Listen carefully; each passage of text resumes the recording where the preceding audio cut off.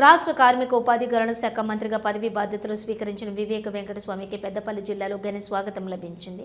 జిల్లా కేంద్రంతో పాటుగా రామగుండం పరీక్ష ప్రాంతంలోని దివంగత కేంద్ర మాజీ మంత్రి వెంకటస్వామి విగ్రహానికి వివేక్ పూలమాలలు వేసి నివాళులర్పించారు. ఈ సందర్భంగా కార్యకర్తలు మంత్రిని గజమాలలతో సత్కరించారు. అనంతరం వివేక్ వెంకటస్వామి మాట్లాడుతూ సింగరేణి కార్మికుల పరిరక్షణ కోసం తమ తండ్రి వెంకటస్వామి అలుపు లేకుండా శ్రమించారని అన్నారు.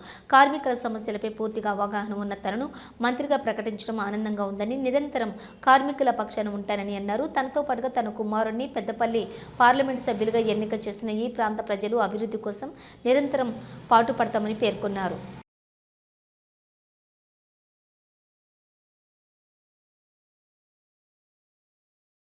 కాకా వెంకటస్వామి గారి విగ్రహాన్ని పూలమాలలేసి మా నాన్నగారు కాకా వెంకటస్వామి గారు పెద్దపల్లి ఎంపీగా ఇక్కడ పెద్దపల్లి ప్రజలందరూ కూడా ప్రేమతోని కాకా అని పిలిచేవారు.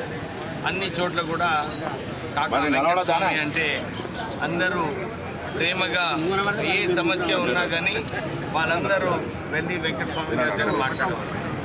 అలాగే కాకా వెంకటస్వామి గారు కూడా సింగరేణి సంస్థను ఆ రోజులలో BIFR ఉన్నప్పుడు NTPC నుంచి 400 కోట్ల రూపాయలు ఇచ్చి ఆ సంస్థను కాపాడి 1,00,000 ఉద్యోగాలు కాపాడిన సంగతి పెద్దపల్లి ప్రజలందరికీ కూడా తెలిసిన విషయమే.